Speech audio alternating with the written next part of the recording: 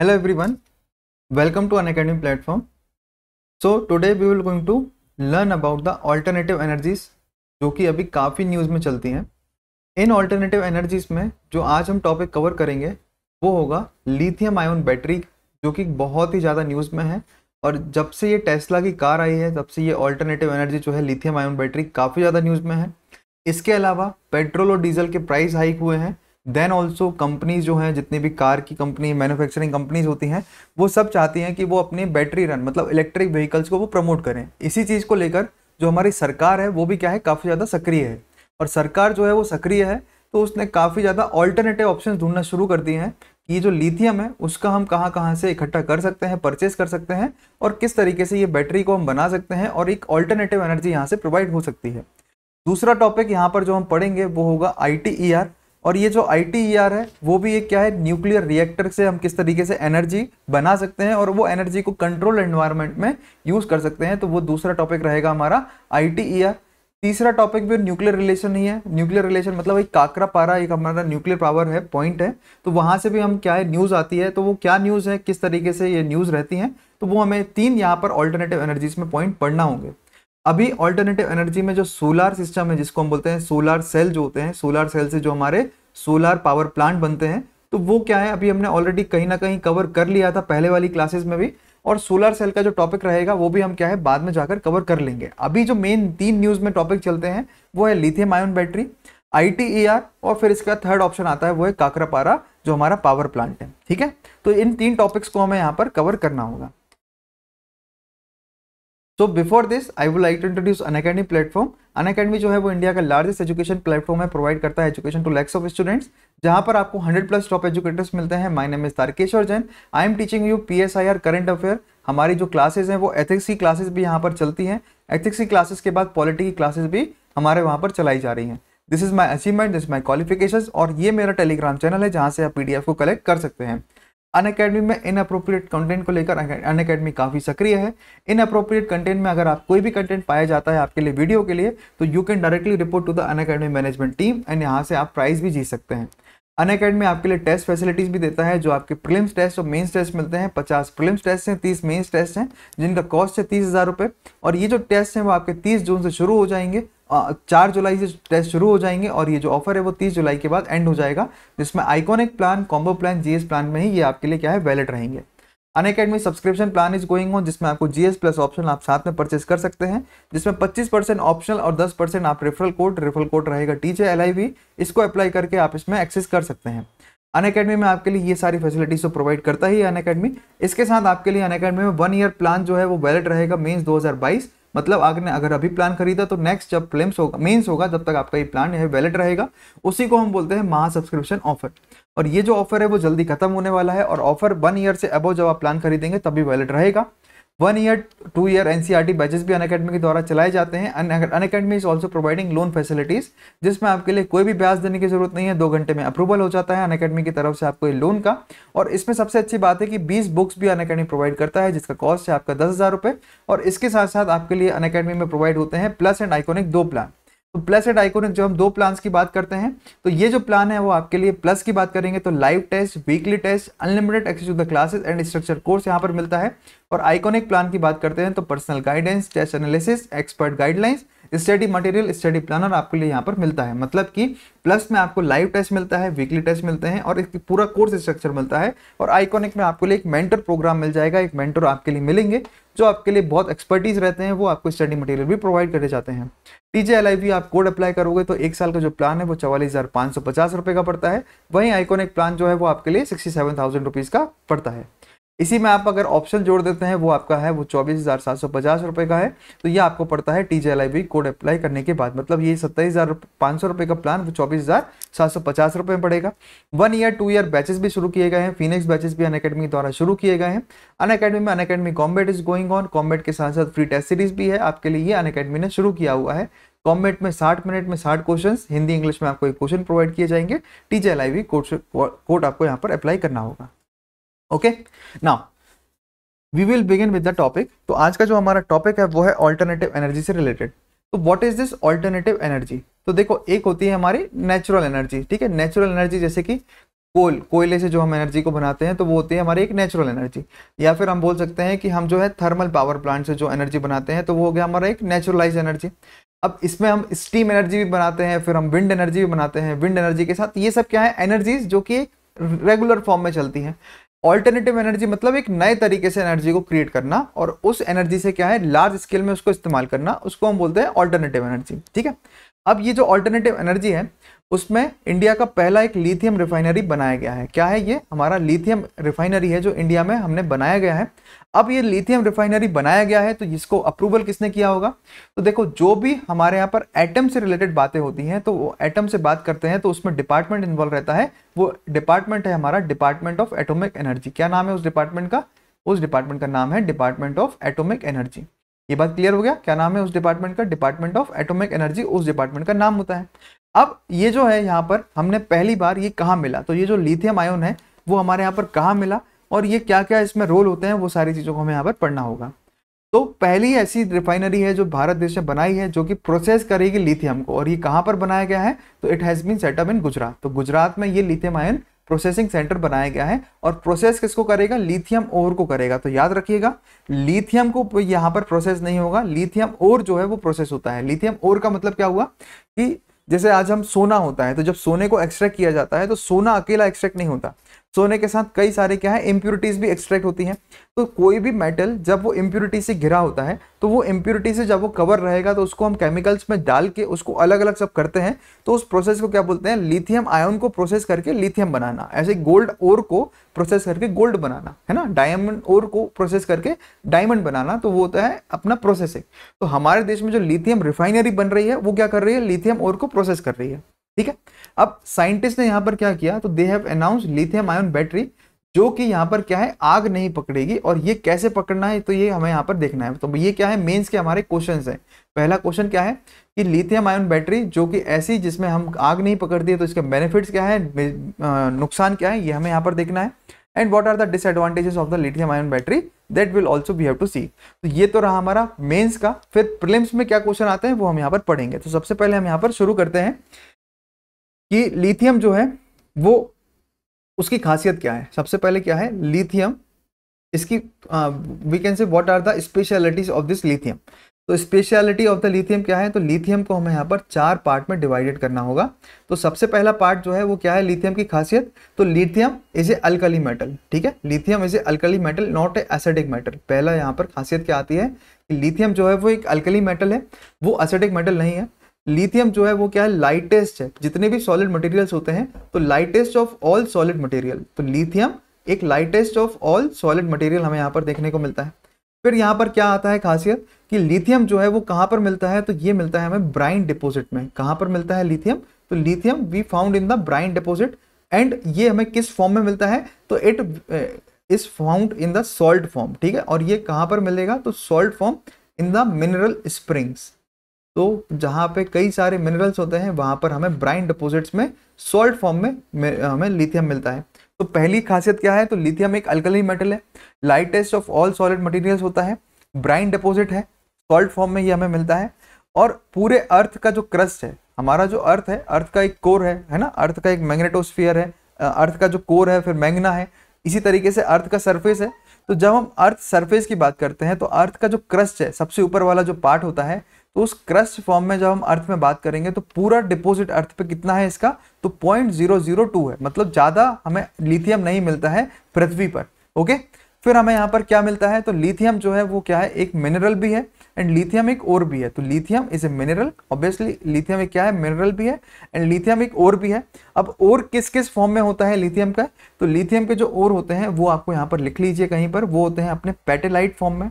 Lithium के जो और होते हैं वो होते हैं पेटेलाइट फॉर्म में, ठीक है, लेपिडोलाइट फॉर्म में, लेपिडोलाइट फॉर्म में, ठीक है। और हमें यहाँ पर क्या मिलता है, तो एम्बली गुनाइट फॉर्म में, ठीक है। तो 3 फॉर्म में क्या है, हमें यहाँ पर लिथियम देखने को मिलता है। पेटेलाइट, ये लिथियम ओर है, ठीक है, तो लिथियम के ओर का नाम क्या है, पेटेलाइट, लेपिडोलाइट और एम्बीगुनाइट। तो ये 3 फॉर्म है जहां पर हमें लिथियम देखने को मिलता है, 3 और जहां से हम एक्सट्रैक्ट करते हैं लिथियम को। तो क्या क्या 4 खासियत देखी हमने, पहला कि lithium is a alkali metal, lightest of all solid material, दूसरा, it has been found in the brine deposit. तीसरा, अर्थ क्रस्ट पे केवल 0.002 यहाँ पर हमें अर्थ के क्रस्ट पे ही मिलता है। और चौथा कि इसके जो नेचुरलाइज्ड फॉर्म है तो it is found in mineral and ores, और ओर्स में क्या है तो पेटेलाइट, लेपिडोलाइट और एम्बिगोनाइट फॉर्म में ये हमें मिलता है। अब थोड़ा और आगे बढ़ेंगे तो एक लिथियम ट्रायंगल भी है। तो हमारे पृथ्वी पर एक लिथियम ट्रायंगल है, ठीक है। जैसे हमने पढ़ा था कि गोल्डन क्रिसेंट है, गोल्डन ट्रायंगल है, तो वो क्या है ओपीएम की खेती के लिए होते हैं, ठीक है। तो ओपीएम जो होता है उसकी खेती के लिए गोल्डन ट्रायंगल, गोल्डन क्रिसेंट होते हैं। इसी तरीके से लिथियम ट्रायंगल भी है। तो ये जो लिथियम ट्रायंगल है, ये लिथियम ट्रायंगल हमें कहाँ मिलता है, तो लिथियम ट्रायंगल हमें मिलता है साउथ अमेरिका में। तो ये सबसे पहले बात रखिएगा याद, बहुत इंपॉर्टेंट पॉइंट है। यहीं से हमारा जो देश है, जो हमारी सरकार है, वो क्या है इंपोर्ट करना चाहती है लिथियम, जिससे कि हम चाइना पे ज़्यादा से ज़्यादा रिलाई ना हो। तो यहाँ पे जो लिथियम ट्रायंगल है वो मिलता है हमें साउथ अमेरिका में। और साउथ अमेरिका में 3 विशेष जगह पे ये मिलता है। वो होता है एक चिली एरिया, ठीक है। तो चिली कहाँ पे आता है, तो चिली आपने देखा होगा अगर साउथ अमेरिका का मैप, तो साउथ अमेरिका का मैप कुछ इस तरीके से होता है, ठीक है। तो उसका जो हमारा कोस्टल एरिया है उसमें हमें चिली में मिलता है। फिर चिली के बाद हमें बोलीविया में मिलता है। तो बोलीविया भी एक एरिया है जहाँ से हमें क्या है लिथियम ट्रायंगल मिलता है। और एक अर्जेंटीना एरिया है जहाँ से भी हमें क्या है लिथियम ट्रायंगल मिलता है। तो बोलीविया, अर्जेंटीना और ये चिली 3 एरिया है जहाँ से हमें क्या है ये लिथियम मिलता है। तो ये हमें यहाँ पर देखने को मिला। अगर हम बोलीविया की बात करेंगे तो दुनिया में सबसे ज़्यादा जो रिजर्व है लिथियम के वो कहाँ पर है, तो दुनिया में largest reserve in the world, we found largest reserve in the world where, तो largest reserve in the world we found in Bolivia. तो ये हमें यहाँ पर मिल गया। अब अर्जेंटीना और चिली, तो मतलब लिथियम जो है लिथियम ट्रायंगल वो हमें साउथ अमेरिका में देखने को मिलता है। तो सभी लोग जो भी अगर ये वीडियो देख रहे हैं तो वो अपनी मैपिंग की किताब जो होती है ऑक्सफोर्ड एटलस अगर आप यूज कर रहे होंगे उसको ओपन करिए और उसमें आप मार्क करिए कि बोलीविया कहाँ पर है, अर्जेंटीना कहाँ पर है और चिली कहाँ पर है, और इससे कौन सी इक्वेटर की लाइन निकलती है, कौन सा ट्रॉपिक ऑफ कैप्रिकॉर्न निकलता है, ये सब चीजें आप लोगों को यहाँ पर पता होना चाहिए। अब इसी में अगर हम बात करेंगे ऑस्ट्रेलिया की, तो Australia is the largest producer. Australia में रिजर्व्स नहीं है, देखो यहाँ पर क्या है सबसे ज्यादा रिजर्व्स हैं लिथियम के, मगर ऑस्ट्रेलिया में क्या है, तो ऑस्ट्रेलिया में लार्जेस्ट प्रोड्यूसर है। ऑस्ट्रेलिया में सबसे ज्यादा लार्जेस्ट प्रोड्यूसर है, it is the largest producer of lithium in the world.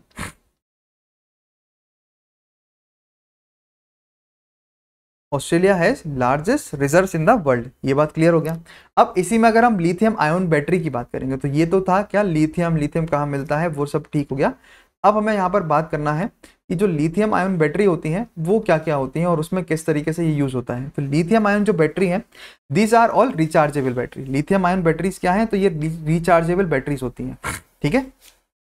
Lithium ion batteries are rechargeable batteries, जिसमें हमारे लिए क्या है हाई वोल्टेज देखने को मिलता है। तो दे आर रिचार्जेबल बैटरी। सबसे पहले याद रखिएगा कि why there is a crisis या फिर we can say excessive demand of lithium ion battery. पहला, क्योंकि ये रिचार्जेबल बैटरी होती है।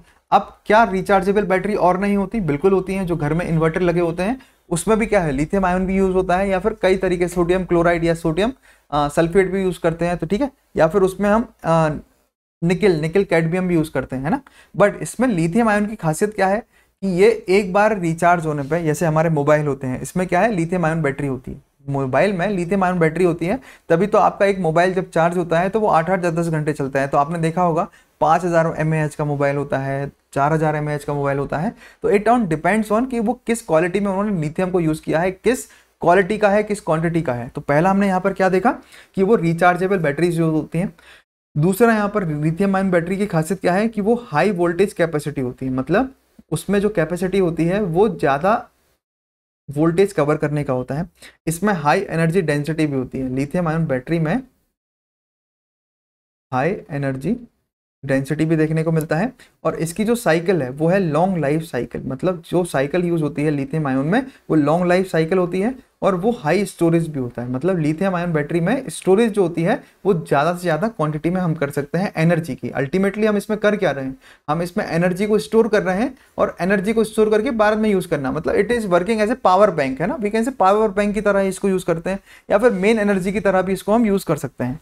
तो ये तो रहा क्या लिथियम आयन बैटरी के कुछ खासियत। क्या होता है, पहला खासियत रिचार्जेबल है, हाई वोल्टेज कैपेसिटी है, हाई एनर्जी डेंसिटी है, लॉन्ग लाइफ साइकिल होता है, और हाई स्टोरेज कैपेसिटी भी हमें लिथियम आयन बैटरी में देखने को मिलता है।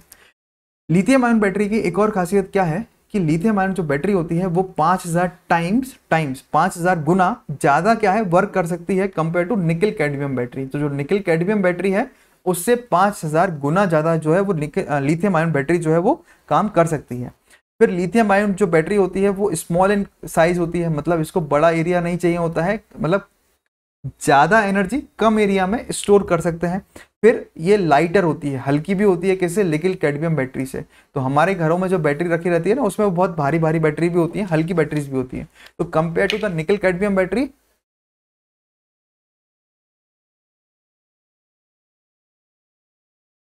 निकल कैडमियम बैटरी के कंपैरिजन में जो हमारा लिथियम आयन बैटरीज होती हैं वो स्मॉलर इन क्वांटिटी होती हैं एंड लाइटर इन वेट भी होती हैं।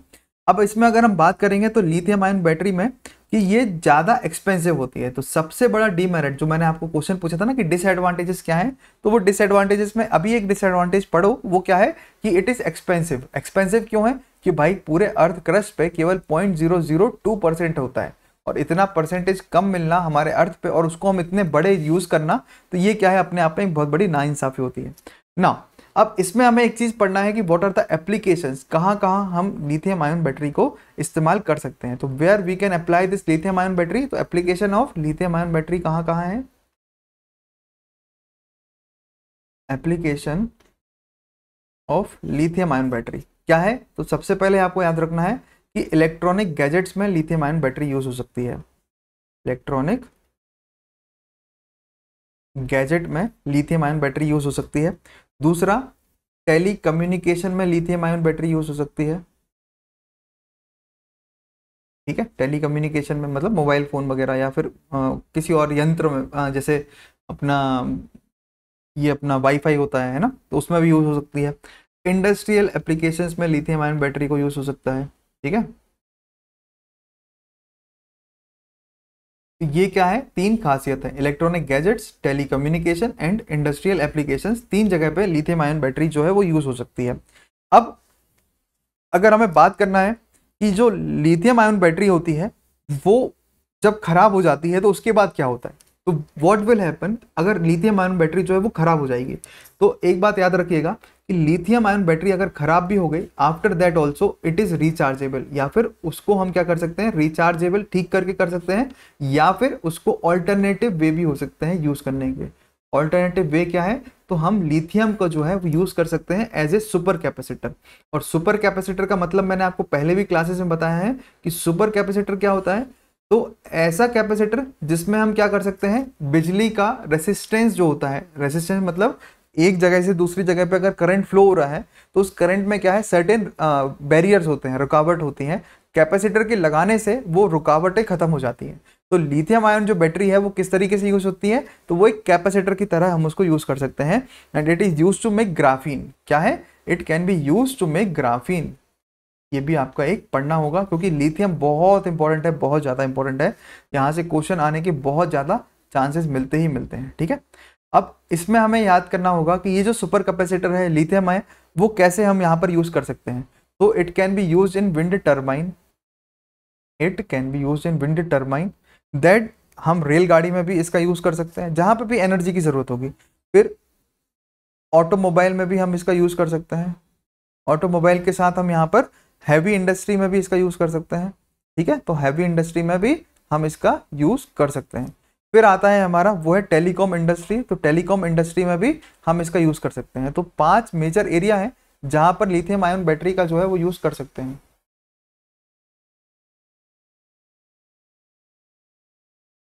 So we have seen applications of lithium ion. Now we will see the lithium ion status in India, है ना। तो लिथियम आयन का स्टेटस क्या है इंडिया में, वो हमें यहाँ पर देखेंगे। तो सबसे पहले एक बात याद रखना है, ये जो लिथियम आयन होता है वो डिपार्टमेंट ऑफ जो हमारे यहाँ पर एटॉमिक एनर्जी है, ठीक है, वो इसको यहाँ पर देखता है। ठीक है, इसके बाद ये जो लिथियम आयन है इसका प्रेजेंस कौन से रॉक्स में मिलता है, तो इसका प्रेजेंस जो है वो हमें इग्नियस रॉक्स में मिलता है।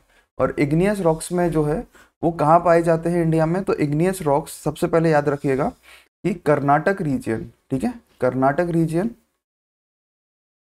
कर्नाटक रीजन, कर्नाटक रीजन में ये है मरला गल्ला रीजन। ठीक है, तो मरला गल्ला अलापठा, मरला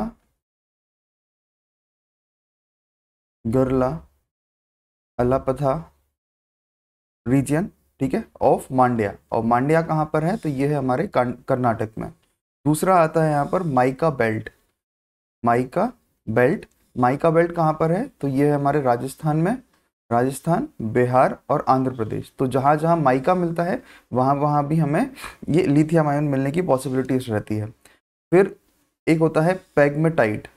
पैग्मेटाइट, तो पैग्मेटाइट बेल्ट कहाँ पर है, तो पैग्मेटाइट बेल्ट जो है वो है हमारे यहाँ पर उड़ीसा में, उड़ीसा के बाद छत्तीसगढ़ में।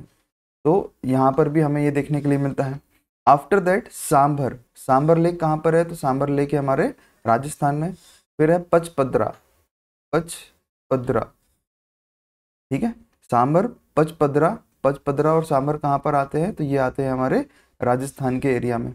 देन ये आते हैं हमारे रन ऑफ कच्छ में, ठीक है। तो ये सब कहाँ पर है, तो ये आप देखेंगे ना, तो इग्नियस रॉक्स में ये आपको देखने के लिए मिलेंगे। तो रन ऑफ कच्छ हो गया। रन ऑफ कच्छ के बाद हो गया हमारा Marlagalla Alapatta of Mandya region Karnataka, mica belt जहाँ राजस्थान, बिहार और आंध्र प्रदेश में है, pegmatite belt of Orissa and Chhattisgarh, and Sambhar, Pachpadra in Rajasthan और रन ऑफ कच्छ इन गुजरात। तो इन एरियाज में जो है वो हमारे यहाँ पर लिथियम की बैटरी की, लिथियम मिलने की पॉसिबिलिटीज दिखती है। अब what are the advantages of the lithium ion, तो जो लिथियम है उसकी पॉसिबिलिटीज क्या क्या होता है, that we have to see. तो इसमें सबसे पहले हमें देखना है कि what are the advantages here. तो एडवांटेजेस हैं हमारे यहाँ पर, सबसे पहला एडवांटेज है कि लिथियम जो होता है उसमें energy density it is quite high. तो high energy density we are witnessing here. Then the second possibility is कि इसमें जो है वो प्रोलॉन्ग्ड चार्जिंग की जरूरत नहीं होती है, we do not required prolonged charging here. Then third one is slow self discharge. तो जो इसका डिस्चार्ज कैपेसिटी होती है वो स्लो डिस्चार्ज होती है। जैसे कि हमने मोबाइल फ़ोन देखते हैं, तो मोबाइल फ़ोन जो होते हैं वो स्लोली डिस्चार्ज होते हैं। क्यों? क्योंकि उसमें लिथियम आयन की बैटरीज होती हैं। फिर आता है इसमें एप्लीकेशंस या फिर हम कहेंगे बेनिफिट्स में, एडवांटेजेस में, वो है हमारा लो मेंटेनेंस। तो हमें यहाँ पर लो मेंटेनेंस भी दिखाई देता है। फिर इसके बाद आता है कि ये जो सेल है वो हमें हाई करंट एप्लीकेशन प्रोवाइड करते हैं। तो they are providing high current applications, so they are providing high current applications, okay। तो ये क्या रहे हमारे, तो this all are the advantages of lithium ion battery, ठीक है। तो ये तो रहा हमारा लिथियम आयन बैटरी के एडवांटेजेस। तो क्या क्या देखा हमने कि लिथियम आयन जो है वो इंडिया में कहाँ कहाँ मिलता है, एडवांटेजेस क्या हैं, एप्लीकेशंस क्या हैं, लिथियम आयन बैटरी क्या होती है, लिथियम ट्रायंगल क्या होता है, and what is this lithium all about. तो ये सारी चीज़ें हमने यहाँ पर देख ली, okay. Now there are also limitations of this lithium ion battery, and what are this limitations that we have to C.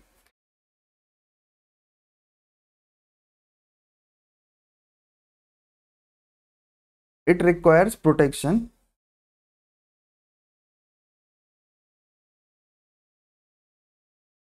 circuit to maintain voltage, ठीक है। तो क्या चाहिए सबसे पहले इसके what we can say limitations are कि requirement of protection circuit to maintain voltage and current, voltage and current within safe limit. Then जैसे जैसे वो पुराने होते जाती है जो लिथियम आयन बैटरीज होती हैं, तो सब्जेक्ट टू एजिंग जो स्टोरेज होता है, storage in cool place at 40%। तो इसमें क्या है, एजिंग इफेक्ट होता है। Then transportation restrictions are also there, ठीक है, जिसमें लार्ज शिपमेंट्स जो होते हैं, large shipments it requires regulatory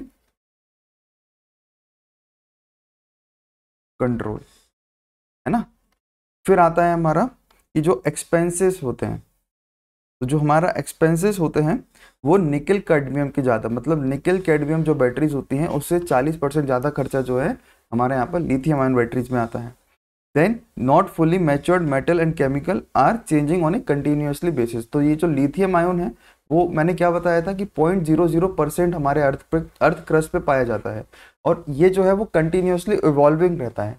this all are the limitations which we are facing with the lithium ion batteries और वी कैन से लिथियम, है ना। तो ये क्या रहा हमारा, ये एक पूरा टॉपिक है जो कि हमारा तैयार होता है अबाउट द लिथियम। ओके, तो इसमें क्वेश्चन किस तरीके से पूछे जाते हैं, तो क्वेश्चन का पूछने का तरीका होता है कि scientist announce lithium ion battery that won't catch fire, how will it work, तो ये भी हमें यहाँ पर देख लिया। And what are the disadvantages, तो लिमिटेशंस क्या है लिथियम आयन बैटरीज की, वो भी हमने यहाँ पर देख लिया। तो लिथियम आयन में हमने क्या क्या देखा कि लिथियम आयन, सबसे पहले लिथियम ट्राइंगल हमने बताया था। तो लिथियम ट्राइंगल कहाँ पर होता है, तो जो लिथियम ट्राइंगल है वो है चिली, अर्जेंटीना और बोलीविया, और बोलीविया में largest reserves in the world है। 0.002% ऑफ द अर्थ क्रस्ट में हमें क्या है, लिथियम मिलता है। लिथियम एक अल्कली मेटल है, lightest of all solid metals होता है और ये जो है ये ब्राइन डिपॉजिट्स में पाया जाता है। देन इसका जो लिथियम है इसके और किस फॉर्म में होते हैं, तो वो होते हैं पेटेलाइट फॉर्म में, लेपिडोलाइट फॉर्म में, ठीक है, और एम्ब्लाइगोनाइट फॉर्म में। तो 3 फॉर्म में हमें ये लिथियम देखने के लिए मिलता है ना। और लिथियम की अगर हम बात करेंगे तो जो लिथियम रिफाइनरी है पहली वो कहाँ खोली जा रही है, तो इसीलिए हम पढ़ रहे हैं क्योंकि वो गुजरात में खोला जा रहा है। अब हमने क्या पढ़ा था, तो ये लिथियम का जो हमारे देश में कहाँ कहाँ पाया जाता है, तो lithiums are found in Rajasthan, Bihar and Andhra Pradesh mica belt में, Sambhar and Pachpadra in Rajasthan, pegmatite belt in Orissa and Chhattisgarh, Rann of Kutch in Gujarat और मरगरला अलापट्टा रीजन ऑफ मांड्या।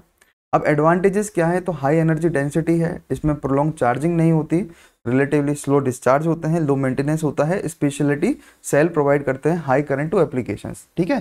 फिर लिमिटेशंस में क्या देखा कि एक्सपेंसिव है निकल कैडमियम से, केमिकल इज कंटिन्यूसली इवॉल्विंग है, ट्रांसपोर्टेशन रेगुलेटरी अफेयर्स लगाए हैं, इसमें काफ़ी ज़्यादा ट्रांसपोर्टेशन में रेगुलेटरी कंट्रोल्स हैं, और इसकी जैसे ही एजिंग होती है मतलब पुराने हो जाते हैं तो स्टोरेज एंड कूलिंग जो है वो 40% रिड्यूस एजिंग इफेक्ट हो जाता है। तो ये क्या है, ये हमारे एक नुकसान भी हैं जो कि हमें लिथियम आयन में देखने के लिए मिलते हैं। तो ये क्या हुआ, हमारा ऑल्टरनेटिव एनर्जी में पहला एक टॉपिक तैयार हो गया। ओके, तो ये सारी चीज़ें पढ़ ली। तो those who are watching this video then they can answer me this question in the comment section. तो ये जो है ये है कि lithium an alkali metal is the lightest of all solid element, it is soft, it is white and it is lustrous. Lithium ion batteries are rechargeable batteries जिसमें high voltage capacity होती है, high energy density, long life cycle होता है and high storage capacity भी हमें यहाँ पर देखने को मिलता है। तो ये क्या रहा, ये एक हमारा पूरा एक टॉपिक इसका तैयार होता है। Now we will move on to the another topic, वो है हमारा इंटरनेशनल थर्मोन्यूक्लियर एक्सपेरिमेंटल रिएक्टर। तो ये क्या होता है और ये कहाँ पर चल रहा है, कितने देश इसमें इन्वॉल्व हैं और इससे एक फ़ायदा क्या होगा आने वाले समय में, तो ये भी हम यहाँ पर पढ़ेंगे। और न्यूक्लियर रिएक्टर एक ऑल्टरनेटिव एनर्जी भी माना जाता है, ठीक है। तो जैसे हमने लिथियम आयन को पढ़ा वैसे ही हम इसमें ऑल्टरनेटिव एनर्जी लिथियम आयन के बाद ये अपना न्यूक्लियर रिएक्टर के बारे में हम यहाँ पर पढ़ेंगे। It is one of the alternative energy. अब ये जो प्रोजेक्ट है, इस प्रोजेक्ट में पढ़ने से पहले क्या है, कुछ बेसिक्स जानना होंगे। तो बेसिक्स क्या है कि what is the difference between nuclear fission and nuclear fusion. तो इन दोनों के बीच में डिफरेंस क्या होता है वो हम यहाँ पर देखेंगे। अगर हम न्यूक्लियर फिजन की बात करते हैं तो फिजन मतलब क्या होता है, स्प्लिट करना, मतलब कि एलिमेंट्स जो होते हैं वो स्प्लिट कर जाते हैं और स्प्लिट करके क्या होगा कि जैसे यूरेनियम 235 है तो वो अपना लाइटर एलिमेंट्स में क्या है एक स्प्लिट मतलब टूट जाएंगे और टूटने के बाद यहाँ पर क्या है न्यूट्रॉन बन जाता है। तो यहाँ स्प्लिटिंग होता है heavy unstable nucleus into 2 lighter nuclei जो कि काफ़ी ज़्यादा एनर्जी को रिलीज करते हैं। और इसमें जो न्यूक्लियर फिजन रिएक्शन होता है वो किन केमिकल्स के अंदर होता है, तो वो होता है यूरेनियम और प्लूटोनियम, और ये काफ़ी ज़्यादा कॉमनली यूज होते हैं। इसमें जो एनर्जी प्रोड्यूस होती है वो क्या है, कंपेयर टू न्यूक्लियर फ्यूजन ये कम होती है, ठीक है। फिर आता है इसमें कि जो फिजन होता है रिएक्टर वो highly radio active fission products बनाते हैं और एडिशनल न्यूट्रॉन्स रिलीज करते हैं फिजन रिएक्टर, जो कि इनिशिएट करते हैं हमारे चेन रिएक्शन, जो सस्टेन करते हैं fission reaction for long duration. तो ये है न्यूक्लियर फिजन। अगर हम फ्यूजन की बात करेंगे तो फ्यूजन में क्या होगा, उल्टा होता है कि मतलब 2 एलिमेंट्स, चाहे हम ड्यूटेनियम और ट्रिटेनियम की बात करेंगे तो वो एक दूसरे से टकराएंगे और फिर एनर्जी को जनरेट करेंगे, या तो वो हीलियम और न्यूट्रॉन बनाएंगे तो उससे क्या है एनर्जी प्रोड्यूस होती है।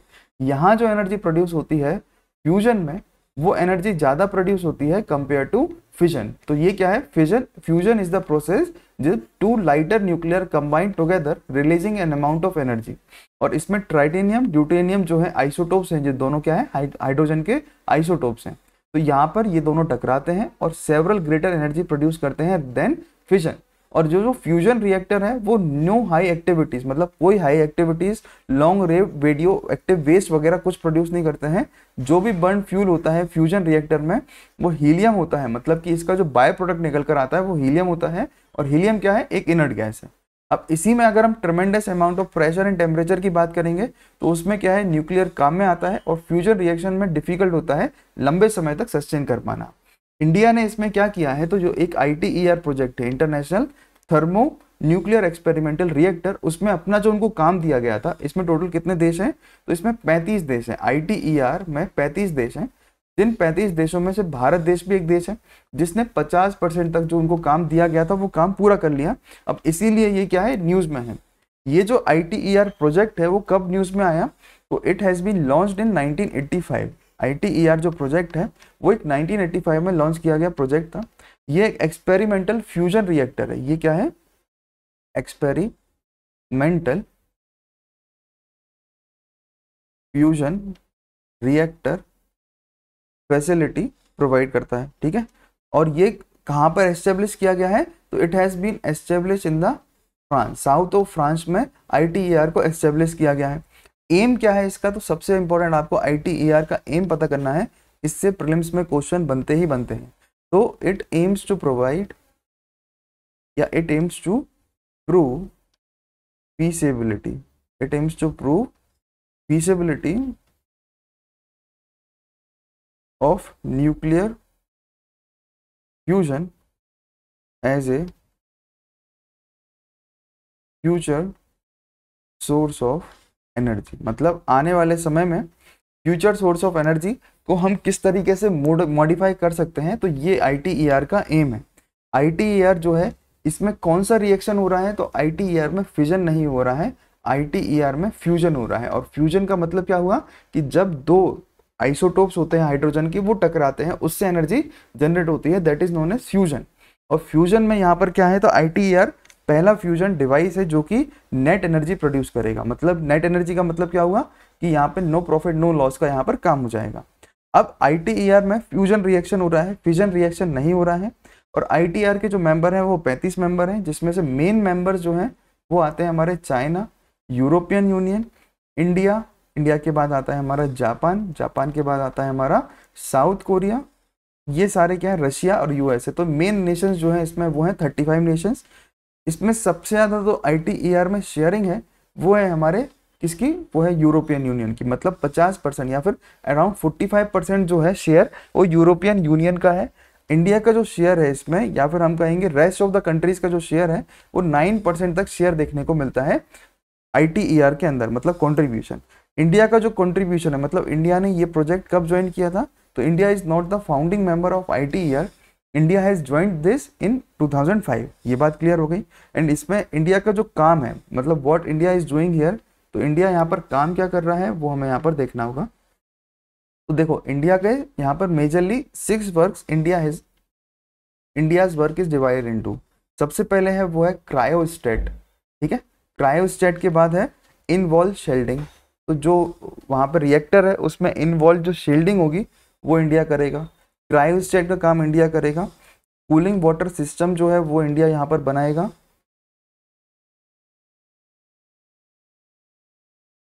ओके, देन क्रायोजेनिक सिस्टम, ये भी क्या है, इंडिया डेवलप करेंगे। Then comes heating system, that also been develop by India, ठीक है। And after that power supplies. तो ये सारे काम कौन कर रहा है, तो ये सारे काम जो है वो इंडिया के द्वारा करे जाएंगे ITER में। तो आपको यहाँ पर मेजरली याद रखना है कि cooling system India, cryostat, power supply, heating system, cryogenic system, ये सब काम जो है वो इंडिया कर रहा है।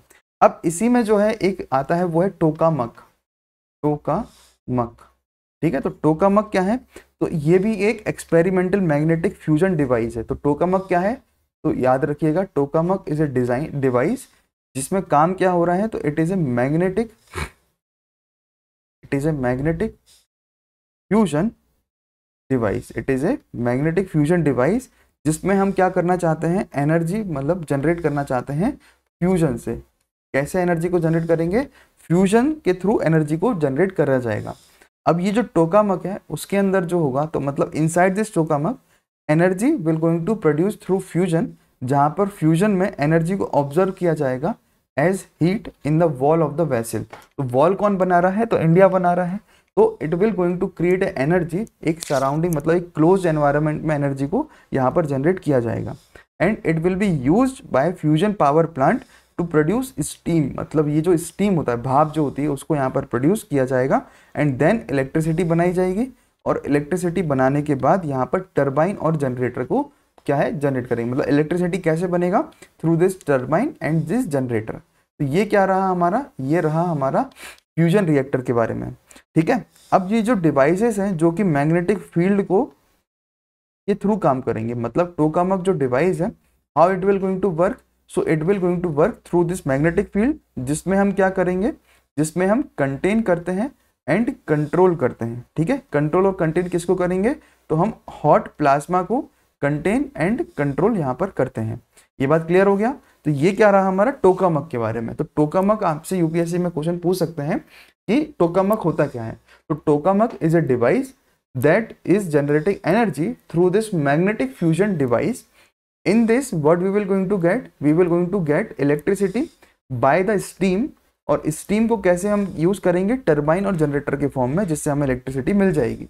इसमें हम कंट्रोल और कंटेंट एनवायरनमेंट में पूरा काम करेंगे, और यहाँ पर काम क्या होगा, हॉट प्लाज्मा को यूज किया जाएगा। तो ये क्या रहा ITER के बारे में, यहाँ पर हमारा एक पूरा टॉपिक तैयार हो गया। क्लियर।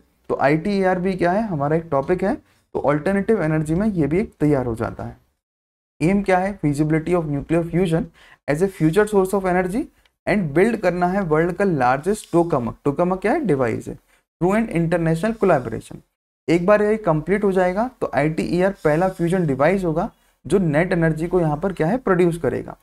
अब ITER के मेंबर ये सारे कुछ हमने यहाँ पर देख लिए। यूरोपियन यूनियन का सबसे ज़्यादा इसमें शेयर है। इंडिया का कंट्रीब्यूशन 2005 से शुरू हुआ है, और इंडिया ने अभी तक इसमें $2.2 बिलियन तक अपने खर्च किए हुए हैं। एंड इंडिया की एक कंपनी है L&T, जिसने वर्क किया है और सप्लाई किया है क्रायोस्टेट को। तो ये क्या है, हर जगह से यहाँ पर काम आपको दिखाई देगा इंडिया की तरफ से। ओके, फिर आता है इसमें कि machine has been design specifically, जिसमें 500 मेगावाट जो है फ्यूजन पावर को यहाँ पर जनरेट होगा। 500 मेगावाट फ्यूजन पावर। ठीक है, फ्यूजन मतलब दूसरी वाली जो एनर्जी है जिसमें दो अलग अलग एलिमेंट साथ में आ रहे हैं, और आइसोटोप ऑफ वो हाइड्रोजन से, है ना। फिर इससे रिलेटेड एक न्यूज़ है कि आपने सुना होगा आर्टिफिशियल सन। और आर्टिफिशियल सन क्या है, तो आर्टिफिशियल सन भी जो है वो टोकामक न्यूक्लियर फ्यूजन रिएक्टर के थ्रू ही बनाया जा रहा है। मतलब चाइना ने सक्सेसफुली बना लिया है HL2M। अभी आपने रिसेंटली न्यूज़ सुना होगा कि एनॉर्मस हीट एंड पावर को हम यहाँ पर प्रोड्यूस कर रहे हैं एक आर्टिफिशियल सन बनाकर, जिससे कि how this existence of world happens, ये सारी चीज़ों को यहाँ पर पता लगाया जाएगा। What are the advantages of this fusion energy, तो सबसे पहला है वो है limited risk of proliferation and no risk of meltdown. ठीक है, तो पहला इसका एडवांटेज है। दूसरा कि इसमें जो एक्टिविटीज़ हैं, तो no high activity long lived radioactive waste हमें यहाँ पर दिखाई देगा। जीरो कार्बन एमिशन यहाँ पर दिखाई देता है, सस्टेनेबिलिटी होती है, and abundant form of energy we are getting into. फिर इश्यूज क्या है इससे रिलेटेड, तो इंडिया का जो पार्टिसिपेशन है ITER में, तो delayed in cash contribution since 2017, India has not fulfilled its in cash contribution. फिर low allocation of human resources on ITER project, ये क्या है, कुछ हमारे लिमिटेशंस हैं। अब ये आता है हमारा क्वेश्चन, तो दोस्त who are watching this video then they can answer this question कि the device uses this magnetic field to contain and control the hot plasma, enable the fusion between the deuterium and tritium nuclei to produce the greater amount of energy। ये सही होता है ना, या गलत होता है, आप इसका आंसर बताइए। It aims to prove the feasibility of nuclear fusion as a future source of energy, और ये बिल्ड करता है largest tokamak through an international collaboration. तो answer this in the comment section. अब हमारा जो थर्ड टॉपिक है वो है क्या, ऑल्टरनेटिव एनर्जी से बात रिलेटेड। तो पहला हमने टॉपिक क्या पढ़ा ऑल्टरनेटिव एनर्जी का, that was lithium ion. Lithium ion को सब कुछ देखा। Then second topic was ITER, and the third topic is this Kakrapar atomic power plant. तो ये जो काप है, काप 3, ये एटॉमिक पावर प्लांट, ये कहाँ पर है और अलग अलग हमारे देश में कहाँ कहाँ पर क्या है न्यूक्लियर पावर प्लांट है, that also we have to see, क्योंकि न्यूक्लियर पावर प्लांट से क्या है क्वेश्चन बनते रहते हैं। ओके, तो इसमें क्या हुआ है, इसमें कुछ दिक्कतें आई है। कहाँ पे? काकरापारा एटॉमिक पावर प्लांट में। तो काकरापारा एटॉमिक पावर प्लांट ये 3rd यूनिट है जो कि यहाँ पर क्रिटिकलिटी को अचीव किया है, और इंडिया का ये पहला 700 मेगावाट पावर प्लांट है जिसमें हम एनर्जी जनरेट कर रहे हैं। कितनी? 700 मेगावाट एनर्जी को यहाँ पर हम जनरेट कर रहे हैं। और इसको कैसे बनाया गया है? तो इसको प्रेशराइज हैवी वाटर रिएक्टर के थ्रू वेरिएंट है, ये डेवलप किया गया है। इट इज़ इंडिजीनियस, मतलब स्वदेशी है ये। और अभी तक जो है ये बिगेस्ट रिएक्टर साइज है जो कि हमने इंडिजीनियसली डिजाइन किया था, वो था क्या? तारापुर 540 मेगावाट का था, वो भी इंडिजीनियसली, मतलब हमने स्वदेशी डेवलपमेंट किया था उसका। काकरापारा की जो 2 यूनिट है, टोटल कितनी यूनिट है काकरापारा में? तो टोटल इसमें यूनिट है 3, जिसमें से 2 यूनिट जो है काकरापारा की वो कैनेडियन टेक्नोलॉजी के बेस्ड है, मतलब ये बनाई गई है कैनेडियन टेक्नोलॉजी बेस्ड। क्लियर? अब इसी में अगर हम बात करेंगे तो pressurise heavy water reactor technology को यूज किया गया है।